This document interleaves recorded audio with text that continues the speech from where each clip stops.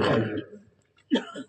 एकदा आपल्याला ज्ञानी पुरुषाच्या संगतीनं ज्ञानाची प्राप्ती, धनवंताच्या संगतीनं धनाची प्राप्ती, पण संतांच्या संगतीनं देवाची प्राप्ती होईल।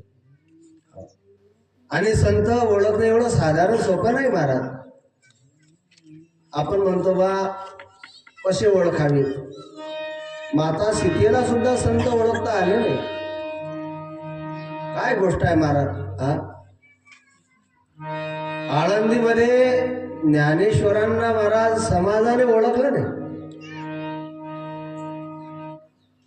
महाविष्णूचा अवतार सखा माझा ज्ञानेश्वर, असे ज्ञानेश्वर महाराज विष्णूचे अवतार असणारे,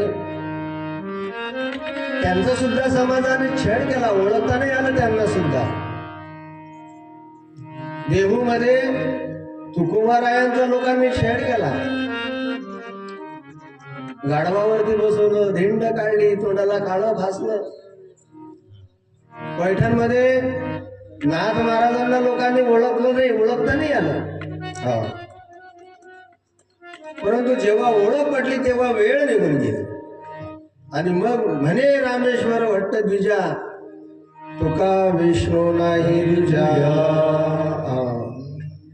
कारण या जीवनामध्ये संतांची संगती अगम्य आहे, या जीवनामध्ये संत संगती अगम्य आहे महाराज। परंतु महाराज आपण जेवढा श्रेय धनाला देतो, जेवढं महत्व आपण धनाला देतो, तेवढं आपण सत्संगाला परमार्थाला देत नाही। मान्य आहे जगामध्ये धन हे श्रेष्ठ आहे, परंतु धनापेक्षा पैसा श्रेष्ठ आहे। आपल्या घरी जर एखादा सोन्याचा दागिना असला तर दुकानात साखऱ्या घेण्याकरता आपण तो दागिना घेऊन नाही जात, त्याच्याकरता पैसाच लागतो।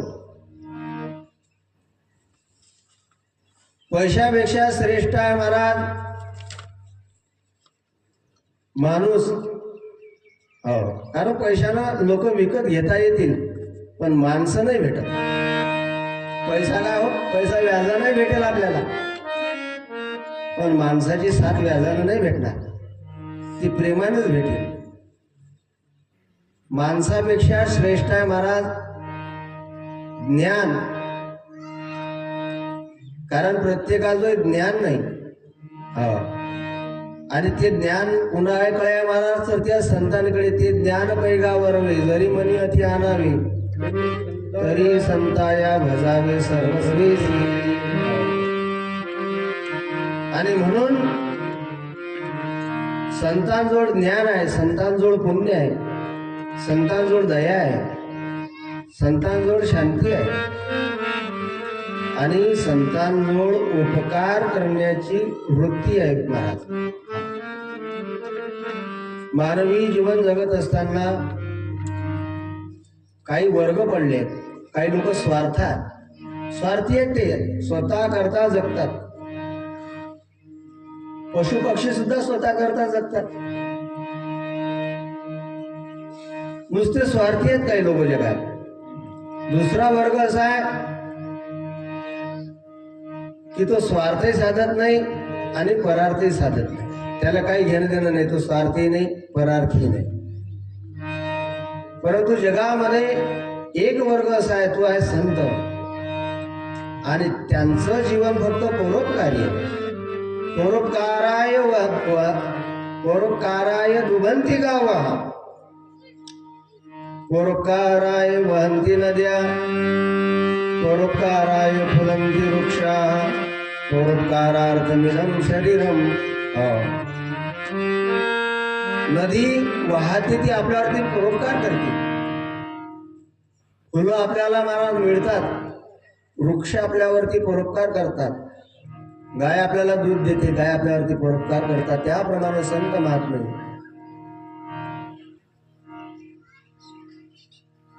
हरी येथे उपकारासाठी आले घरच्या वैकुंठी। या जगामध्ये संत महात्मे फक्त उपकाराने उपकार करण्याकरता येतात आणि निघून जातात। देवाला आणावं लागतं महाराज, जीवाला यावंच लागतं, परंतु संत महात्मे आपल्या मर्जीने येतात। आणि आपल्या मर्जीनं निघून जातात. त्यांना देहाची आसक्ती नाही. संतांना जर देहाची आसक्ती असते महाराज तर माऊली ज्ञानेश्वर महाराजांनी वयाच्या 22व्या वर्षी समाधी घेतली नसती. सुंदर भजन म्हटलं कोणीतरी, समाधी घेतली आळंदी वा वा. हा, अशा प्रकारे महाराज संतांचा समागम हा दुर्लभ आहे. तसंच माणसाचा जन्म सुद्धा दुर्लभ आहे, भेटत नाही. कसा तरी नंबर लागला आपला, एखाद्या आंधळ्याला कावळा सापडावा तसा आपला नंबर लागला.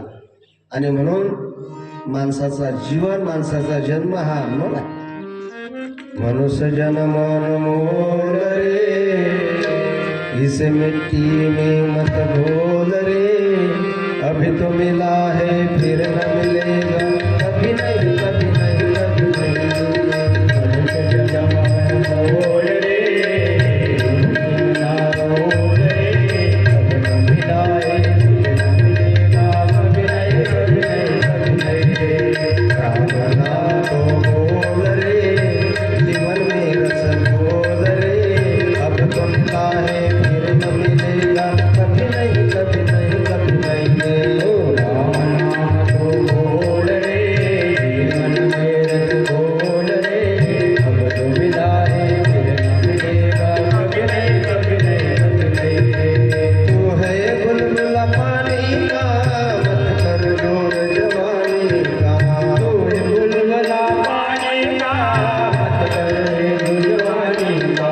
संभल संभल कर चलना रे बंदे, पता नहीं जिंदगानी का. संभल संभल के चलना रे बंदे, पता नहीं जिंदगानी का. मिट्टी वाले बोल रे, मिल के तू डोल रे, अब जो मिला है फिर न मिलेगा, कभी नहीं कभी नहीं कभी नहीं. बोल रे, मिट्टी में ना रोल रे, अब जो मिला है फिर न मिलेगा, कभी नहीं कभी नहीं कभी नहीं. तू सत्संग में जाया कर, कीर्तन भूखे गाया कर. तू सत्संग में जाया कर, कीर्तन भूखे गाया कर. सांझ सवेरे बैठ के बंदे प्रभु का ध्यान लगाया कर. सांझ सवेरे बैठ के बंदे प्रभु का ध्यान लगाया कर. लगता नहीं कुछ मोल रे, प्रभु नाम अनमोल रे, अब तो मिला है फिर न मिलेगा, कभी नहीं कभी नहीं कभी नहीं. मानव जन्म अनमोल रे, बिन बिन के अनमोल रे, अब तो मिला है फिर न मिलेगा, कभी नहीं कभी नहीं कभी नहीं. अब तो मिला है फिर न मिलेगा, कभी नहीं कभी नहीं. हो, आणि म्हणून मानवाचा जन्म मिळला त्याच्याकरता परमार्थ आहे. हो, या ठिकाणी केलेली सेवा वाया जाणार नाही. या ठिकाणी महाराज कोणी झाडून जरी काढलं तरी पुण्य तेवढं कमी करा. या ठिकाणी झाडून काढणाऱ्याला सुद्धा पुण्य तेवढंच आहे. या ठिकाणी पंगता देणाऱ्यांना सुद्धा पुण्य तेवढंच आहे. या ठिकाणी सकाळी येऊन भजन म्हणणाऱ्यांना पुण्य तेवढंच आहे. सकाळी येऊन काकळा घेणाऱ्या माता भगिनींना सुद्धा पुण्य तेवढंच आहे. आपल्याला नसेल काकळा येत, पण या ठिकाणी येऊन बसायला काही हरकत आहे का? सकाळची पहाट आनंदाची निघते, दिवस आनंदमय जातो दिवसभर. मग चालू आपल्या शेतातले काम, दिवसभर झालं शेतामध्ये आपलं नाही रिकाम, पण मग सकाळी काकळ्याला मंडप भरलेला दिसला पाहिजे. सगळ्या महिला मंडळच असतात काकळा घ्यायला, म्हणून उद्यापासून काकड्याकरता मंडप भरलेला दिसला पाहिजे. हो, अशा प्रकारे महाराज मानवाचं जीवन अनमोल आहे. आणि त्यामध्ये जर संतांची संगती जर लागली ना तर मग काय गोष्ट आहे महाराज. माणसाचा जन्म भेटून जर संतांची संगत पडली ना तर त्यामध्ये काय सोने पे सुहागा. परंतु आपल्या जीवनामध्ये फसगत होऊ नये.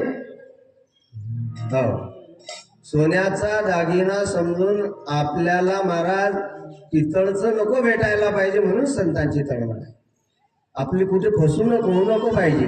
अशा प्रकारे या ठिकाणी प्रताप भानू नावाचा जो राजा आहे त्याला कपट मुनी आणि तो वेशधारी असलेला साधू भेटला.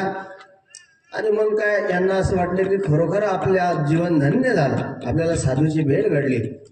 आता हा जो कपट मुनी होता हा सत्यकेतू राजाचा दुश्मन होता, शत्रू होता. एकेकाळी सत्य अजित राजानं या कपट मुनीला महाराज याचं सगळं संपत्ती वगैरे याचं राज्य हिसकावून घेतलं होतं. आणि हा द्वेषानं कपटानं बदला घेण्याकरता अरण्यामध्ये राहू लागला. साधूची वेश धारण केली आणि या कपट मुनीनं विचारलं, का हो कोण आहे तुम्ही? सांगितलं, मी प्रताप भानू आहे आणि सत्यजित राजाचा मुलगा. आणि मग हा जो कपट भानू आहे त्याला काढलं, अरे आता आपला बदला घ्यायला काही आपल्याला उशीर. आणि मग या राजाचा हात पाहला, राजाचं भविष्य सांगायला लागला की तुझा जो पिता होता, अजिंक्य राजा होता, त्यानं सगळं विश्व जिंकलं. आज सुद्धा तू संपूर्ण विश्वाचा मालक आहे, परंतु हे विश्व जर टिकून ठेवायचं असेल तुला तर मी सांगेल तसं वाग, मी सांगेल तसं कर. तू अमर होशील, अजरामर होशील. तुझ्या देहाला कुठल्या प्रकारची रोग व्याधी राहणार नाही.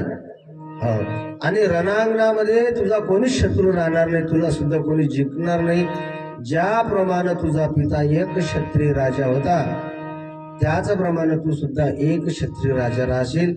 या भरतभूमीचा, या पृथ्वीचा एकटा मालक तू बनशील. अशा प्रकारे भविष्य सांगितलं. आणि 100 कल्प तुला आयुष्य मिळेल अशी मी तुझ्यावरती दया करतो. हो, काय करावं लागेल महाराज त्याकरता मला सांगितलं. काय करावं लागेल म्हणजे फक्त तू 1,00,000 सत्पात्र ब्राह्मणांना जीव घाल. हो, 1,00,000 ब्राह्मण त्यांना तू जीव घाल. परंतु त्या ठिकाणी अन्न बनवण्याकरता, भाज्या बनवण्याकरता मी येईल. माझ्या हातचं जेवण, बनवलेलं जेवण त्या ब्राह्मणाने जर जेवलं तर त्या ठिकाणी महाराज तू अजिंक्य राजा होशील. अशा प्रकारे त्याला सांगितलं खोटं नाटक. हो, आणि मग राजाचा विश्वास बसला. ठीक आहे म्हटले. हा कपट मुनी वेश धारण केलेला साधू यानं अनेक प्रकारच्या त्या ठिकाणी महाराज नवनवीन भाज्या बनवल्या. हो, आणि शिजवत असताना त्या भाजीमध्ये यानं पशुपक्ष्याचं मांस घातलं. आणि सगळे जे ब्राह्मण आहे ते ब्राह्मण जेवायला बसले. आणि आकाशवाणी झाली की हे ब्राह्मणांनो, सावधान, जेवू नका. कारण तुम्ही जे वाढलेलं तुम्हाला जे अन्न आहे ते पवित्र नाही, अपवित्र आहे. यामध्ये पशुपक्ष्यांचं मांस घातलेलं आहे. आणि त्यावेळेस ते जे ब्राह्मण आहे ते क्रोधावले. आणि त्या क्रोधावलेल्या ब्राह्मणाने या प्रताप भानूला श्राप दिला की तू राक्षस बनशील. आणि तोच रावण बनला महाराज. सियावर रामचंद्र भगवान की जय, पंढरीनाथ भगवान की जय.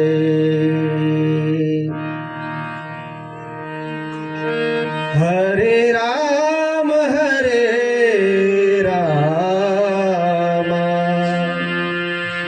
राम राम हरे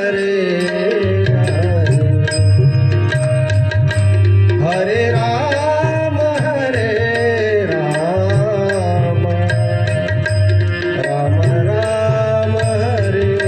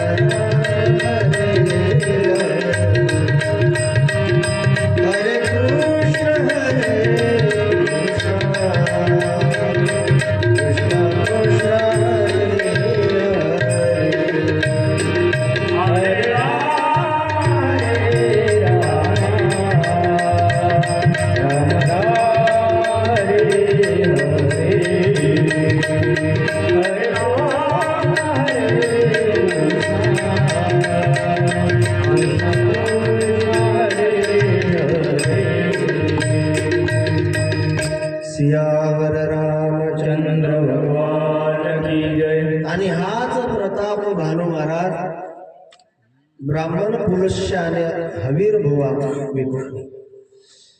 ब्राह्मण पुलस्य आणि हवीर भुवा यांच्या पोटी महाराज जन्माला आला.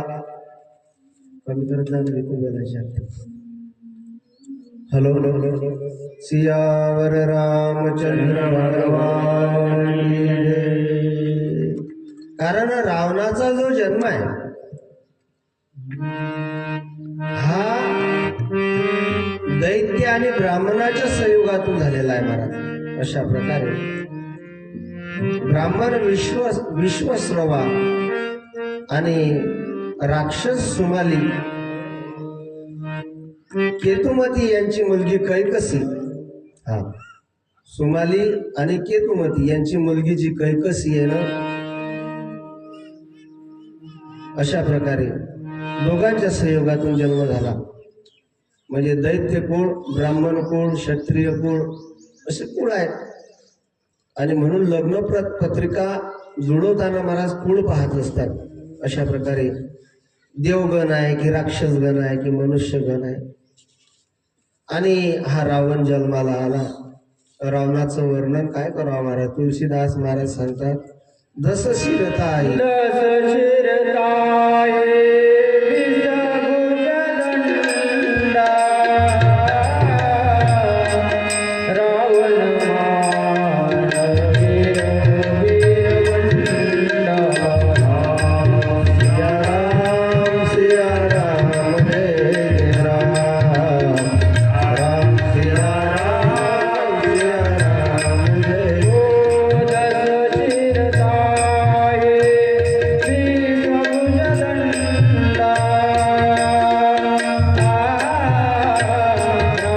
सिया राम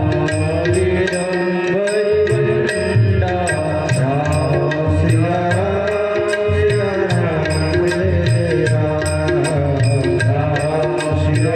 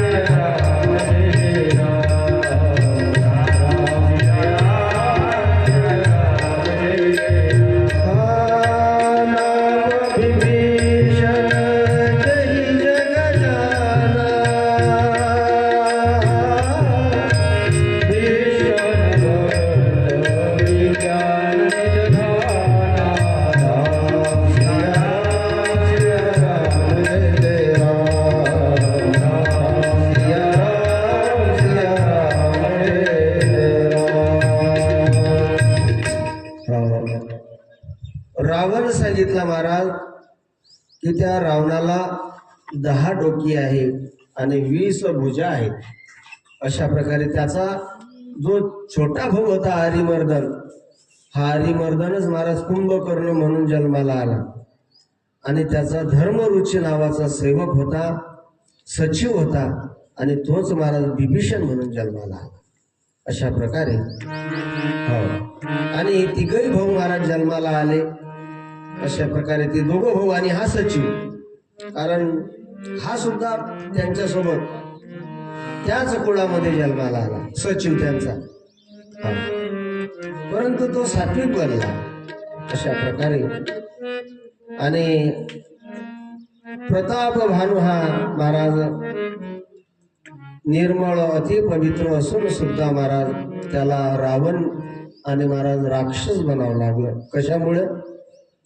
नुसतं एका फसवणुकीमुळे.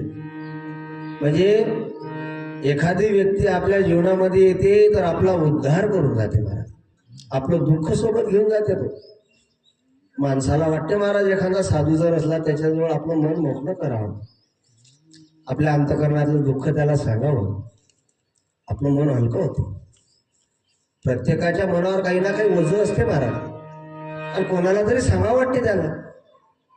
सोयऱ्यांना जर सांगितलं तर सोयरे बदनामी करतात. म्हणून एखाद्या साधूला जर आपण महाराज आपलं दुःख सांगितलं तर तो साधू त्या दुःखाचं निवारण करतो, आपलं मनोबल वाढवतो. आपलं मनोबल वाढलं म्हणजे आपलं दुःख तो सोबत घेऊन जातो, महाराज दुःखाचा नाश होतो.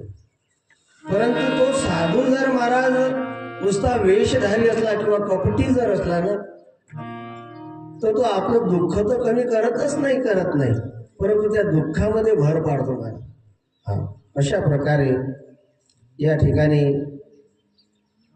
रावणाचे पिता आहे विश्वश्रवा आणि त्याची दुसरी पत्नी आहे महाराज भारद्वाजाची मुलगी इलाविदाशी लग्न केले. तिच्यापासून कुबेर, कुंभिनी अशा प्रकारे महाराज मुलं प्राप्त झाली. विभीषणाची सुद्धा पत्नी आहे, तिचं नाव शर्मा आहे. तिच्या मुलीचं नाव महाराज त्रिजटा आहे. कुंभकर्णाची पत्नी, तिचं नाव आहे वज्राजवाला अशा प्रकारे. आणि रावणाची दुसरी पत्नी आहे मंदोदरी. हो, ही मंदोदरी महाराज हिची सुद्धा फार सुंदर कथा आलेली आहे. ही पूर्वजन्मामध्ये मथुरा नावाची अप्सरा होती. मथुरा नावाची अप्सरा होती आणि माता पार्वती आणि भोलेनाथांना तिनं पाहिलं आणि भोलेनाथाच्या सहवासाची तिला इच्छा झाली. माता पार्वती कुठंतरी बाहेर गेली असताना या मथुरेनं त्या ठिकाणी माता पार्वतीचं रूप धारण केलं आणि शंकराजवळ येऊन बसली. आणि ज्या वेळेस महाराज माता पार्वती वापस आली, परत आपल्या रूपामध्ये ही आली, येऊन गेली. परंतु या मथुरेच्या अंगाला भस्म लागलेलं दिसलं माता पार्वतीला आणि अंतकरणामध्ये संशय झाला. आणि म्हणून माता पार्वतीनं महाराज त्या ठिकाणी तिला श्राप दिला की तू बेंडकोळी होऊन पडशील. सियावर रामचंद्र भगवान की जय. ते बेंडकोळी होऊन एका विहिरीमध्ये ठराव करायला लागली, आवाज करायला लागली. अशा प्रकारे आणि एक दिवस हो मायासुर नावाचा दैत्य होता आणि त्याची पत्नी होती अप्सरा हेमा. त्या हेमासोबत त्या मायासुराचा विवाह झाल्यानंतर त्यांना इच्छा होती की आपल्याला एखादी मुलगी व्हावी. आणि म्हणून या मायासुरानं आणि त्या हेमेनं भगवान शिव आणि पार्वतीची भक्ती केली. आणि भक्ती करत असताना एक दिवस फिरत जात असताना त्या विहिरीपासून चालत असताना त्यांना एका मुलीचा रडण्याचा आवाज आला. हा, आणि रडण्याचा आवाज ऐकल्यानंतर महाराज त्या मायासुरानं त्या मुलीला बाहेर काढलं. म्हणजे ती बेंडकोळी झालेली होती, समजा मुलगी झाली, ते काय असून आहे. आणि त्या ठिकाणी महाराज बाहेर काढलं. पुढे ती मुलगी तरुण झाली. हा, आणि मुलगी ती सुंदर आहे दिसायला. एक दिवस रावण या मायासुराकडे आला, भेटायला आला. आणि त्या रावणानं मंदोदरीला पाहिलं आणि मंदोदरी सोबत त्यानं विवाह केला. पुढे त्यांना मुलं झाले, मेघनाथ, अक्षय कुमार, इंद्रजीत. अशा प्रकारे त्या मेघनाथाची पत्नी सुलोचना ही सुद्धा फार सुंदर आहे महाराज. हो, आणि रावण, कुंभकर्ण, विभीषण या तिघा भावांनी इतकं उग्र तप केलं त्या ठिकाणी की त्याचं वर्णन करणं सुद्धा शक्य होणार नाही महाराज. हा, आणि त्यांनी केलेलं जे तप आहे ते पाहून महाराज विधात्याला सुद्धा वाटलं की आता हा काय मागेल म्हणून प्रसन्न झाले. त्या ठिकाणी त्या ब्रह्मदेव सांगा म्हटले काय पाहिजे तुम्हाला, आम्ही प्रसन्न आहे तुझ्यावरती, तिघां भावावरती प्रसन्न आहे, काय पाहिजे. त्यावेळेस यांनी सांगितलं की आम्हाला अजरामर करा. कुंभकर्ण आणि रावणानं सांगितलं आम्हाला अजरामर करा. हो, त्यावेळेस महाराज ब्रह्मदेव सांगता अरे वेड्यांनो, अरे हा मृत्यू न काय येथे नाही बोलू आले होता, या ठिकाणी कोणाला राहता येत नाही. अरे हे किरायाचं घर आहे.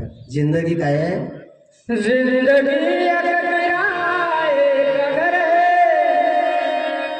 एक घर एक दिन बदलना पड़ेगा. मौत जब तुझको आवाज देगी,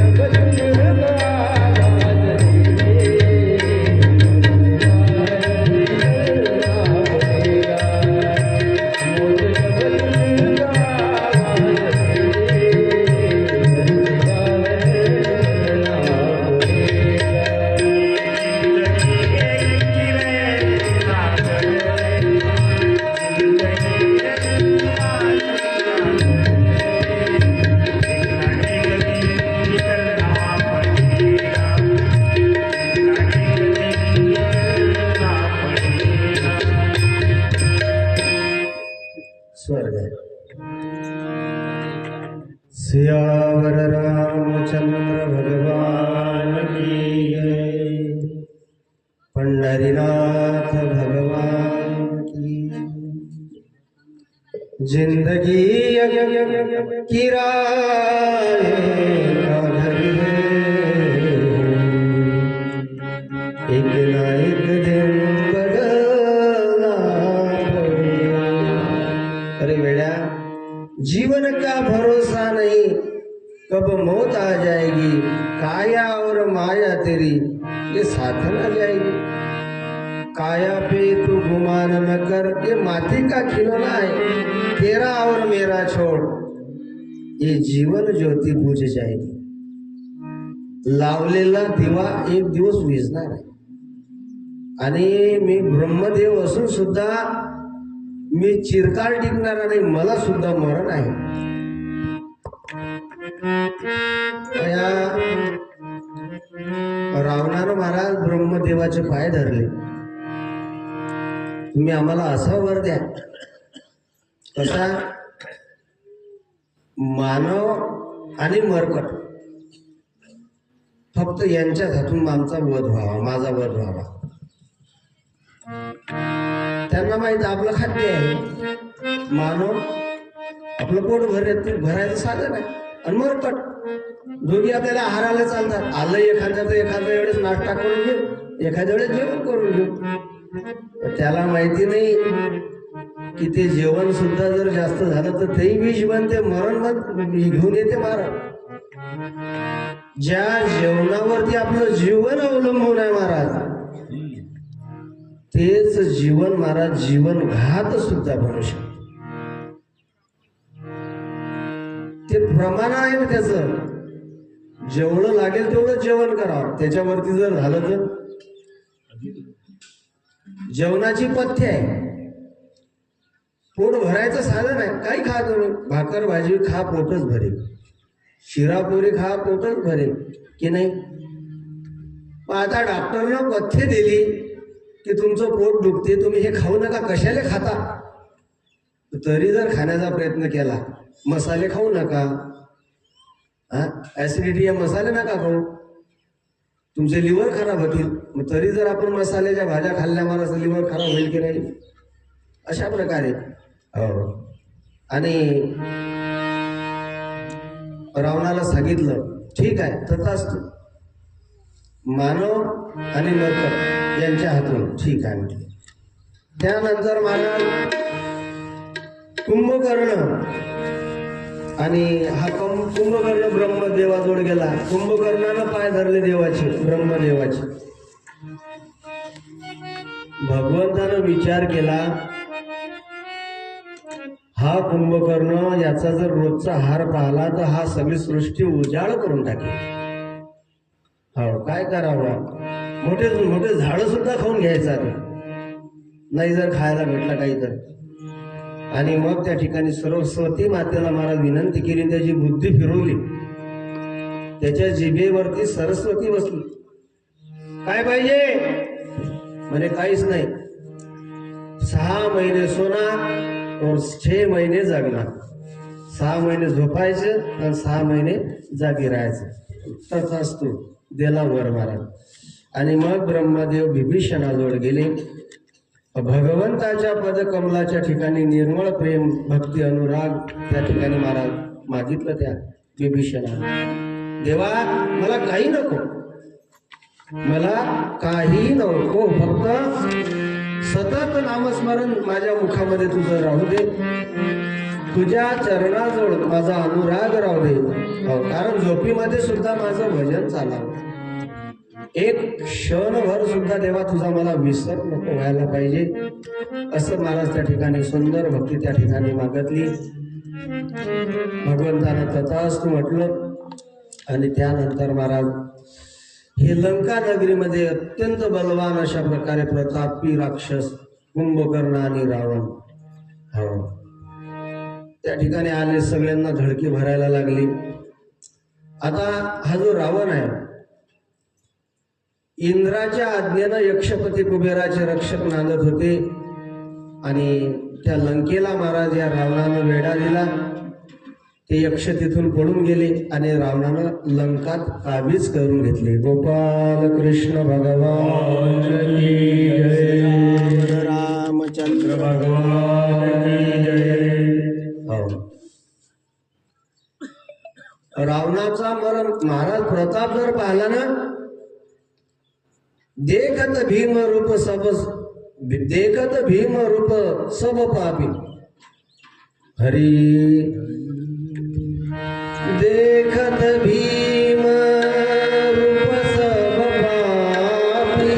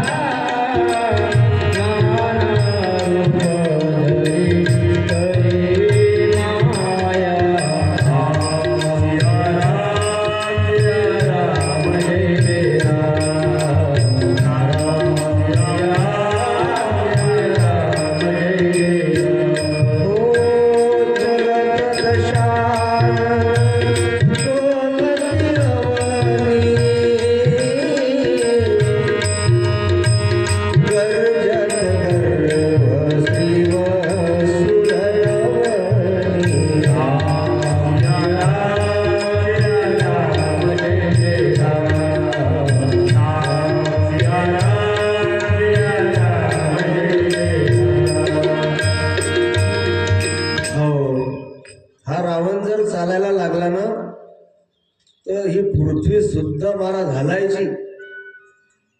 रावणानं जर गर्जना केल्या ना तर ज्या गर्भवती स्त्री आहे त्यांचा गर्भपात होत होता. देखत भीमरूप सब पापी निश्चर निकर देव परितापी. हो करही उपद्रव असुर निकाना नाना रूप धरी करी माया. वेगवेगळे रूप धारण करायचा मायावी होता. अशा प्रकारे आणि सर्वच राक्षसे मायावी होते महाराज. त्यांना धर्म कशाला म्हणतात, कर्म कशाला म्हणतात, दया कशाला म्हणतात स्वप्नात सुद्धा माहीत नव्हतं. हो रावणानं महाराज ब्राह्मण भोजन होम यज्ञ याग भजन कीर्तन सगळे बंद केले. सगळे देव देवता अप्सरा ऋषी मुनींच्या कन्या यांना महाराज आपल्या बलानं हस्तगत केलं. बंदीखान्यामध्ये देवांना ठेवलं. अशा प्रकारे सुंदर सुंदर कुमारिका सुंदर स्त्रिया आपल्या भुजाबळानं त्यानं जिंकून आणल्या आणि त्यांच्यासोबत विवाह केला.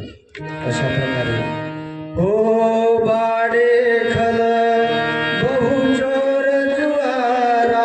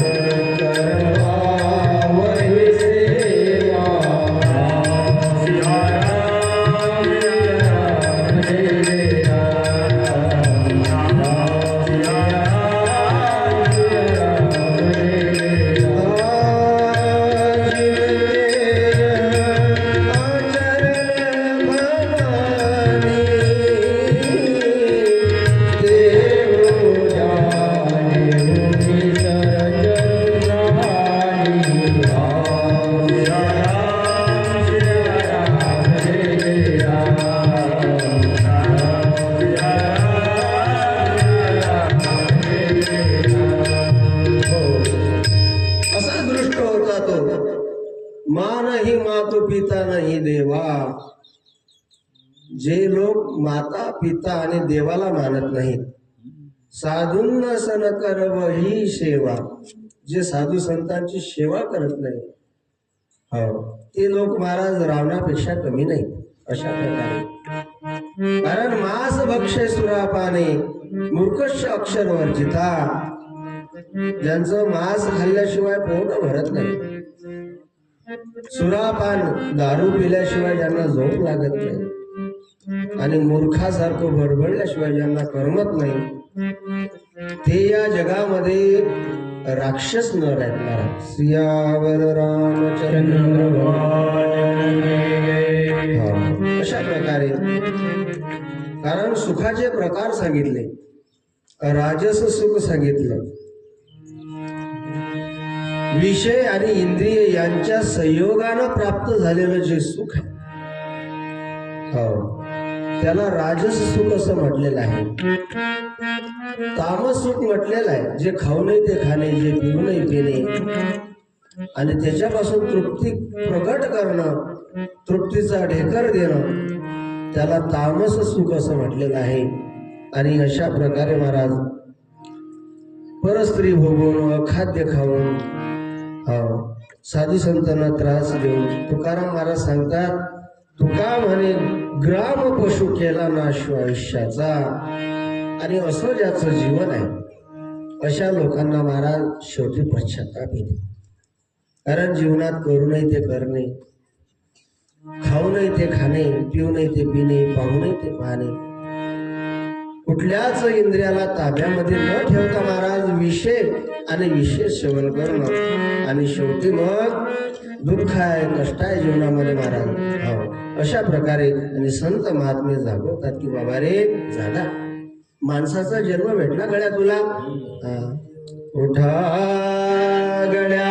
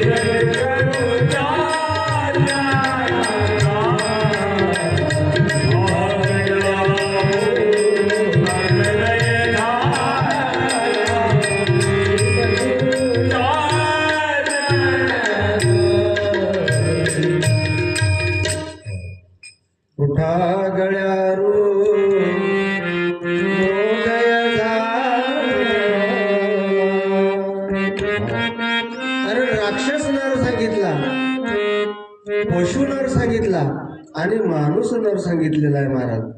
माणूस नर त्याला म्हणावं महाराज, वंदनम प्रसाद सदयम हृदयम सुदामया शब्द करण परोपकार. ज्याच्या जीवनामध्ये वंदन आहे, ज्याच्या जीवनामध्ये महाराज प्रसादम आहे म्हणजे प्रसाद, ज्याचं हृदय सदैव आनंदात आहे महाराज, आणि ज्याचे शब्द मधुरावाणी ओठी, तुका म्हणे वाव पोटी, मितले आणि शब्द जैसे कल्लोळ, अशी ज्याची वाणी आहे तो कोण आहे तर माणूस नर आहे महाराज. कारण त्याच्याकडे सात्विक सुख आहे आणि सात्विक सुखामध्ये समाधान आहे महाराज. कारण सात्विक सुखामध्ये माणसाचं जे मन आहे ते विश्राम पावते. सात्विक सुखामध्ये मन विश्राम पावते. तुम्ही एक दिवस सात्विक राहून पहा, मनात विचार करा, आज मी कोणाच्याच बद्दल वाईट पाहणार नाही, आज मी कोणाच्या बद्दल वाईट ऐकणार नाही, आणि आज कुठलीही वाईट वस्तू मी सेवन करणार नाही. वाईट बोलणार नाही, वाईट ऐकणार नाही, वाईट खाणार नाही. अशा प्रकारे एक दिवस करून पहा तुम्ही. आलं लक्षात? भगवान श्रीकृष्ण उद्धवाला उपदेश करतात. उद्धवा, माझी प्राप्तीची चाळ चित्ता, तरी नातडावी अधर्मता, अधर्मवंताची कथा, स्वभावी सर्वथा न करावी, न देखावे दोष दर्शन, न बोलावे मर्म कर्षण, भूत मात्राचा द्वेष जाण, आपण सर्वथा न करावा, न ऐकावी परनिंदा, न बोलावे परापवादा, अधर्माची संवादा कुणाला मिळो. एक दिवस फक्त या इंद्रियांना ताब्यात ठेवून पहा, आणि मग रात्री जर तुम्ही शिळी भाकर जरी जेवलात ना महाराज, तर सुखात आनंदामध्ये हे मन विश्राम पावते.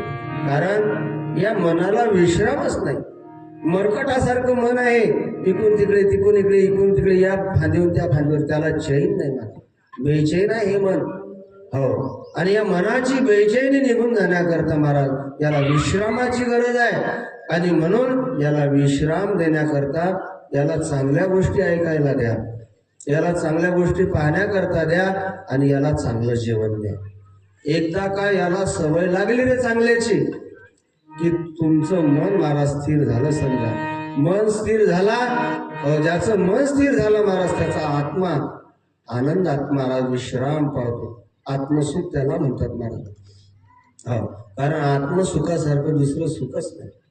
आपल्या आतमध्येच आनंद आहे, आपणच आनंदी आहोत, आनंद आपलं स्वरूप आहे. आणि हे ज्यावेळेस माणसाला कळेल, नुसतं कळून चालणार नाही, तर त्याचा अनुभव प्रत्ययास येईल. त्यावेळेस महाराज सुखाची झोप आहे, त्यावेळेस सुखाचा दिवस आहे, आणि सुखच आपल्या मागे पुढे आहे महाराज.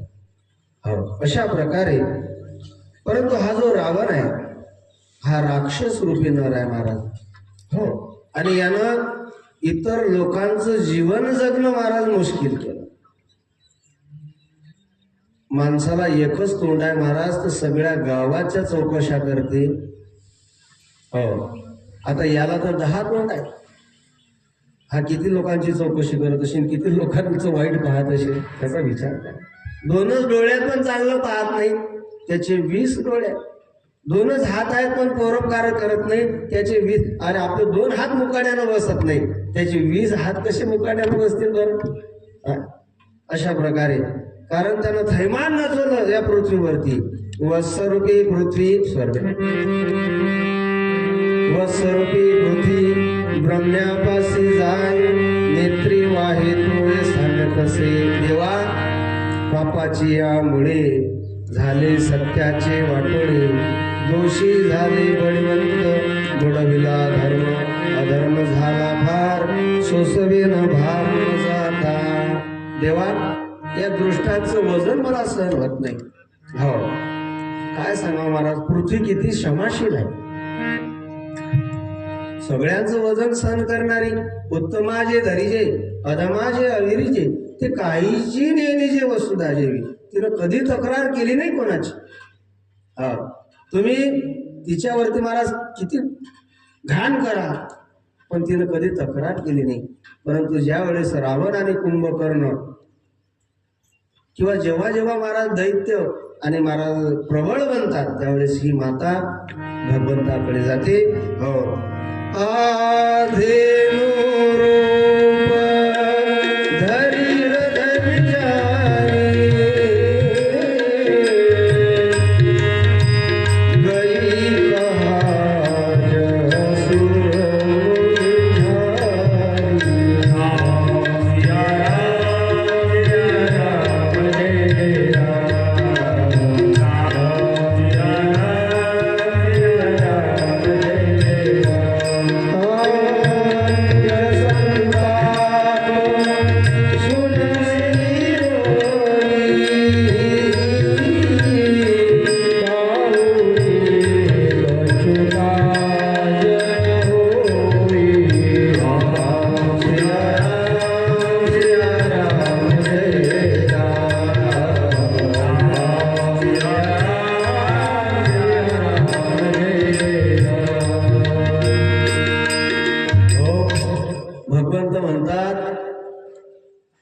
पृथ्वीला की मी सूर्यवंशामध्ये मनुज अवतार घेईल. कारण पूर्वी महाराज मनु आणि शत्रुपा यांनी महातप केलेलं होतं आणि त्यांना सुद्धा भगवंतानं वर दिला होता. अशा प्रकारे कश्यप आदिती दशरथ, कारण जे कश्यप जी आहे हो आणि आदिती यांनी सुद्धा महाराज त्या ठिकाणी दशरथ कौशल्य रूप धारण करून अयोध्यापुरीमध्ये जन्म घेतला. जय आणि विजयाच्या संचिताप्रमाणे किंवा नारदानं दिलेल्या श्रापामुळे किंवा महाराज जालंधराची वासना खोटी ठरणार नाही किंवा महाराज प्रताप भानूला दिलेला श्राप हे सगळं भोगण्याकरता या ठिकाणी महाराज किंवा जब जब होई धर्म की हानि, जब जब होई धर्म की हानि, वाडाई असुर अधमाभिमानी, तब तब प्रभु धरि मूल शरीरा, तब तब प्रभु धरि अमीर शरीरा, हरहि कृपानिधि सज्जन पीरा, श्री राम जय राम, जय जय राम, श्री राम जय राम, जय जय राम, श्री राम जय राम. तुलसीदास महाराज सांगतात, जब जब होई धर्म की हानी, बाढही असुर धर्माभिमानी. जेव्हा जेव्हा धर्माची हानी होईल हो असुर मागतील महाराज आणि साधू संतांना त्रास होईल तेव्हा तेव्हा यदा यदा ही धर्मस्य ग्लानिर्भवति भारत अभ्युत्थानम धर्मस्य तदात्मानं सृजामि परित्राणाय साधूनां विनाशाय च दुष्कृतां धर्म संस्थापनार्थाय संभवामि युगे युगे. धर्माचं रक्षण करण्याकरता कधी ते छत्रपती बनून येतात, धर्माचं रक्षण करण्याकरता कधी झाशीची राणी बनून येतात आणि धर्माचं रक्षण करण्याकरता महाराज, कारण युग पुरुष मी सुरुवातच केली की आपला देश या देशात मध्ये महाराज युग पुरुष, धर्म पुरुष, राष्ट्रपुरुष, संत महात्मे, कवी हो अशा प्रकारचे जन्माला आले. आपल्या देशासारखा देश नाही की ज्या भरतखंडामध्ये महाराज आपल्याला जन्म मिळाला. अशा प्रकारे हो नाभकाच्या मुलाचे नाव आणि महाराज अज आहे, याची पत्नी इंदुमती आहे. अशा प्रकारे यांच्या पोटी दशरथ राजाचा जन्म झाला. दशरथ म्हणजे काय महाराज, तर दशरथ म्हणजे या रथाचा स्वामी आहे, 10 इंद्रियांचा स्वामी. कारण या शरीरामध्ये जी इंद्रिय आहे, 10 इंद्रिय ही महाराज आपण महाभारताचं चित्र पाहताना पाहतो की हो अर्जुनाच्या घोड्या महाराज त्या रथाला 10 घोडे जुंपलेले आहेत आणि अर्जुन तो रथ हाकत आहेत. तर महाराज जे घोडे आहेत ना ती इंद्रिय आहे आणि जो अर्जुन आहे तो मन आहे. आणि भगवान श्रीकृष्ण म्हणजे कृष्णम वंदे जगद्गुरुम. अशा प्रकारे जे मन महाराज या 10 इंद्रियांना आवडतं, लगाम घालतं हो अशा प्रकारे या इंद्रियांचा जो स्वामी आहे किंवा जो इंद्रियांचं दमन करतो त्याला दशरथ असं म्हटलेलं आहे. कारण इंद्रिय इतकी बलवान आहे महाराज, विद्वानाच्या सुद्धा ताब्यात राहत नाही इंद्रिय. बलवान इंद्रिय ग्रामो विद्वान समुपीकर्षती. हो भागवताचा श्लोक आहे. माऊली ज्ञानोबा सांगतात, इंद्रिये जे जे म्हणती ते तेच पुरुष करती, ते तरलेची न तरती विशेष. आणि या 10 इंद्रियांचं जो दमन करतो, या 10 इंद्रियांना जो धाकामध्ये ठेवतो महाराज, त्याचं नाव दशरथ असं सांगितलेलं आहे. आणि या दशरथाला महाराज 3 पत्नी आहेत. एक कौशल्या आहे, कौशल नरेश यांची कन्या. 2 नंबरची आहे सुमित्रा, ही काशी नरेश यांची कन्या आहे. आणि नंबर 3 आहे महाराज कैकई, ही अश्वावती सम्राटाची कन्या आहे. या तिन्ही राण्या महाराज इतक्या सुशील आहेत, सोज्वळ आहेत, प्रेमळ आहेत. परंतु महाराज राजाच्या अंतःकरणामध्ये दुःख आहे. पुत्रहीनश्यमे राज्यम सर्वं दुःखात कल्पते. 3 पत्न्या असून सुद्धा राजाला पुत्र संतती नाही महाराज, आणि तेवढं मन व्याकुळ आहे राजाचं. अशा प्रकारे, कारण भाग्याचा उदय झाल्याशिवाय माणसाला या जगात काहीच मिळत नाही महाराज. तुमच्या प्रारब्धामध्ये जे लिहिलेलं आहे ते घडणारच. तुमच्या प्रारब्धामध्ये जर सुख आहे तर ते कोणाच्या बापाची पावर नाही की ते तुमच्यापासून हिसकावून घेईल. आणि तुमच्या प्रारब्धामध्ये जर दुःख लिहिलेलं आहे ना, तर ते कोणाचं वजन आतापर्यंत घेतलं नाही, घेणार नाही.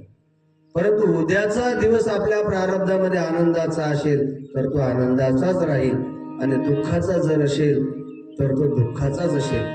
आपण फक्त निमित्त मात्र आहोत महाराज. मी कालच सांगितलं की आपलं भविष्य, आपलं काय करावं, कुठं आपण कधी जाणार, हे त्या सटवीनं तेव्हाच लिहून घेतलेलं आहे. जन्मताना 5वीलाच लिहिलं तिनं आपलं 7/12, की या तारखेला तुम्ही या गावाला जाल. अशा प्रकारे माणसाच्या हातून पाप करून घेणं, पुण्य करून घेणं, आपण सगळे त्याच्या हातच्या कठपुतल्या. जुन्या काळामध्ये ते कठपुतलीचा खेळ खेळवायचे. कारण त्यावेळेस काही टीव्ही नव्हत्या, लाईन नव्हती, काही नव्हतं. तर तो एकच माणूस त्या महाराज बावल्यांना खेळवायचा. त्याच्या हातात दोर होते, बारीक दोरे होते, त्या बोटाला होते ते असे बोट करायचे आणि ते ऑटोमॅटिक खेळायचे. तसं आहे. तुम्ही आपल्याला वाटते मी केलं, आपण कोणीच करणार नाही.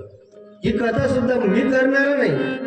ती सरस्वती माता माझ्या जिभेवरती विराजमान झाल्याशिवाय मी कथा करू शकत नाही महाराज. आपण निमित्त मात्र आहोत. निमित्ताचा धनी केला असे प्राणी. आपण फक्त निमित्ताचे धनी आहे. माझे म्हणून व्यर्थ गेला. अशा प्रकारे महाराज राजाला पुत्र नाही, दुःख आहे राजाच्या मनात, पण कधी व्यक्त केलं नाही. आणि त्याच काळामध्ये महाराज श्रावण बाळ आपल्या वडील आणि मातेला घेऊन महाराज आणि तीर्थयात्रेकरता निघाला. श्रावण बाळाच्या वडिलाचं नाव सीधम आहे आणि मातेचं नाव मोक्षा देवी आहे. माता पिता दोन्ही अंध आहेत. त्यांची इच्छा झाली तीर्थाला जायचं आहे, आणि म्हणून त्या ठिकाणी महाराज श्रावण बाळानं कावडी बनवली. एका पारड्यामध्ये पित्याला, दुसऱ्या पारडीमध्ये मातेला महाराज. कारण महाराज आपल्या आई वडिलांना इच्छा प्रकट करावी आणि मुलाने ते करू नये. असा मुलगा नाही जन्माला आला तरी चालेल ना, कारण सुपुत्र जर जन्माला आला तर वंशाचं नाव वाढवतो महाराज. सदाचारी मुलगा जन्माला आला, शिलवान मुलगा, गुणवान मुलगा, नुसतं तो त्याच्या आई वडिलाचंच नाव वाढवत नाही तर गावाचं आणि देशाचं सुद्धा नाव वाढवतो. अशा प्रकारे आणि कुपुत्र जर जन्माला आला ना तर तो वंशाचं नाव नरकात घालतो महाराज. 7 आणि महाराज आपलं हे वंश परंपरा तो नष्ट करतो महाराज. कारण शिलवान मुलगा जर जन्माला आला तर आई वडिलांना आनंद आहे. गुणवान मुलगा जन्माला आला तर महाराज जीवन सुखमय आहे त्यांचं. परंतु कुपुत्र जर जन्माला आला ना तर महाराज त्या मात्या पित्याच्या आणि माती कपाळी पाप पडतो महाराज. त्यांना पश्चाताप होतो की हा नाही जन्माला आला असता तरी पुरलं असतं. अशा प्रकारे जननी जने तो ऐसा जने के दाता के सूर ने तोरिजे बांजडी मत गागवाजे. सुशीलो मात्र पुण्येन पितृपुण्येन चतुरा दातृत्व वंश पुण्येन आत्मपुण्येन सभाग्यता शिनवान मुलगा जन्माला येतो आईच्या पुण्याईनं, विद्वान मुलगा जन्माला येतो बापाच्या पुण्याईनं, उदार मनाचा मुलगा जन्माला वंशाच्या पुण्याईनं येतो महाराज, आणि भाग्यवान मुलगा जन्माला येतो तो स्वतःच्या पुण्याईनं. उन्मादो मातृदोषेन पितृदोषेन मूर्खता कार्पण्य वंशदोषेन आत्मदोषेन भाग्यता. उन्मत जन्माला येतो आईच्या पापानं, मूर्ख मुलगा जन्माला येतो बापाच्या पापानं, कंजूस मुलगा जन्माला येतो महाराज वंशाच्या पापानं, आणि अभागी मुलगा जन्माला येतो तो स्वतःच्या पापानं. आपुलिया हिता दोचे